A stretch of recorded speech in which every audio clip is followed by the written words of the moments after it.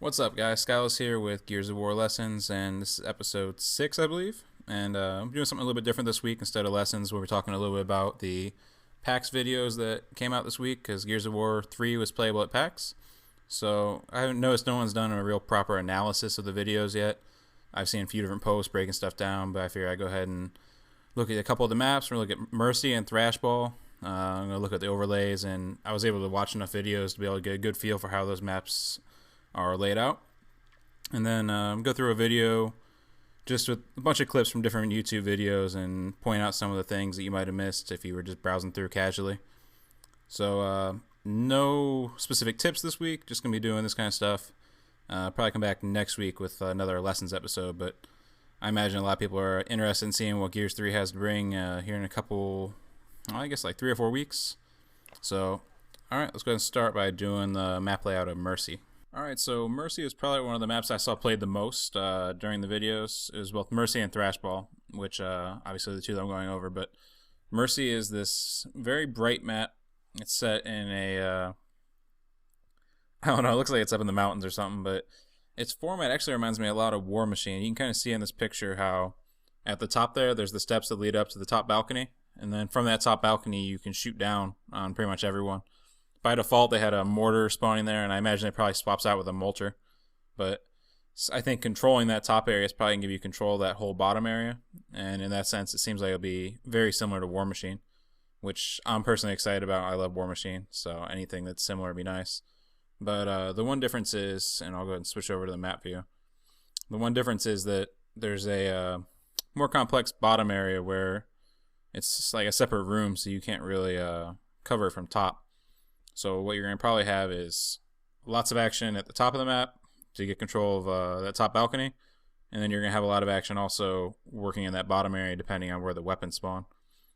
So it's pretty interesting. I like the map as a whole. I think it'll be one of the better maps without having seen the rest. But the one thing I don't like is that top area is actually really boring as far as how it's set up. Like you think about War Machine, they had all those benches and all that cover to work around. You can go out wide. You can go to that little gap where the nades were.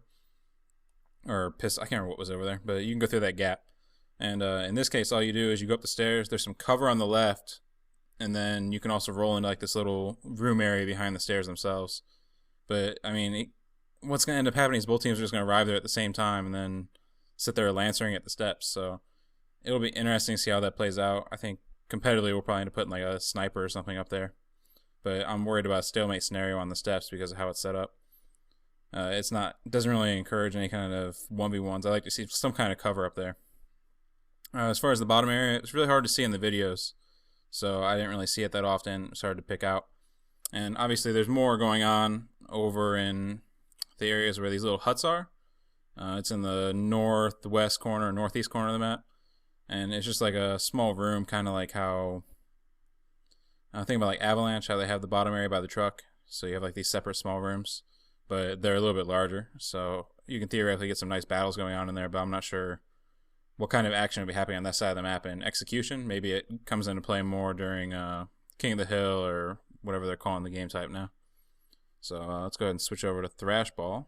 Alright, so Thrashball. I was kind of skeptical about Thrashball because anytime a game developer tries to make a stereotypical arena type map, it's usually not very good. Like, it's usually too simple or they add in too many fancy things to try and make it interesting. Like there's never a good balance between having the game be competitive and also be have some depth, you know. So this is Gears of War 3's attempt at a arena map, and it's pretty interesting. As you can see, there's a big scoreboard across the top, and I was laughing because the score on there actually keeps track of the kills in team deathmatch, so you'll see the numbers update throughout the game. And as you see, this middle area, there's tons of cover all over the place. I'm kind of curious how much it was randomly placed and how many of them will actually work out to cover angles and that kind of thing. So it could end up being really competitive if they actually place the cover smartly so that you can get angles on people. But aside from the middle area, there's also a waterway, which is just like a small hallway going down the side. I'll switch over to map view to show it. So it's just like a small alleyway there on the bottom.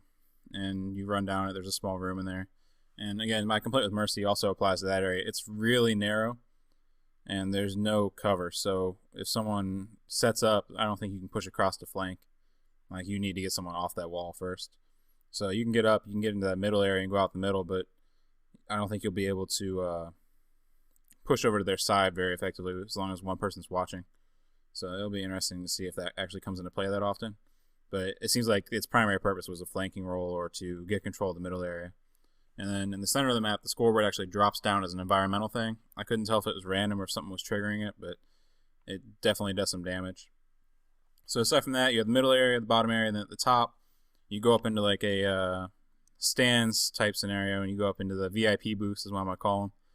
But you go up there, there's 3 windows, or 2 windows in a room, one of the 2, but it leads to like a balcony that overlooks the whole map. So much like Mercy, controlling that would probably give you a ton of angles to bottom. So it could be really interesting seeing how teams split up on this map and where the power weapons are. One complaint I did have is you can kind of see it on the map. There's a dead end at the very top. I don't like anything which has dead ends because it kind of promotes camping, but I think there'll probably be ways to work into it. It's kind of hard to tell from the video like how you can attack it or if it was kind of foolproof. So we'll see how that plays out. The map looks really, really good. I think it's going to be a competitive map. As far as how well it plays competitively, we'll see. And in pub matches, I think everyone's going to run around with shotguns like crazy. But we'll see how that actually plays out or if I'm correct in that. Since I spent so long talking about a couple of the maps, I'm going to go right into these videos. These are all taken from YouTube off other accounts. I'll put a bunch of links to them in the description so you guys can see them in max quality, but it's all steady cam, you know, someone standing behind their buddy who's playing or standing behind someone who was in line. So it's nothing great as far as quality is concerned, but you still get to see the gameplay real well. And I'm not going to bother talking about everything in here since I labeled them all so you guys know what I'm trying to show. But as you can see, this is the Pendulum Lancer charge. Something I'm kind of concerned about. As you can see, watch the ammo meter. It'll go down as you run. So it'll go down. It doesn't use your ammo or anything. It's just a separate charge meter. So you can only sprint for a certain time. But as you can see, like, it lasts a long time. So I'm kind of concerned about 1v1s. Or if you come behind someone, there's no reason not to use it because it's a free kill. And the animation isn't too long like the chainsaws was. It's probably similar, but not as bad. As you can see, the movement speed is boosted back up to Gears 1 movement speed, so the wall bouncing is pretty nasty. Gears 1, obviously, you had to stay in cover, so it made it so you couldn't go absolutely crazy with the wall bouncing. So now with Gears 2 having the canceling, Gears 3 also has it. And the movement in general seemed real good in the videos, especially whenever it was a Game Battles player or MLG player who was playing. Unfortunately, I didn't see any pro videos, but I saw a couple semi-pros who had posted. And really, it's all the same for Gears 3. So, seeing someone who can move. And as you can see, there was the scoreboard dropping down, as I was talking about on Thrashball. And they retooled the melee system. There's no more stun, so you can't get the melee shotty anymore. You'll just melee them, and you can shoot, obviously, but they'll be able to move. And it seemed like they also removed the auto-aim on it. So, in general, the melees take a bit more skill. You won't see people just double meleeing all the time. Sniper looked about the same. I didn't see any noticeable changes. Didn't see any footage of the torque bow, unfortunately. I would have loved to see someone going crazy with it during the PAX event, but guess we'll have to wait till the beta.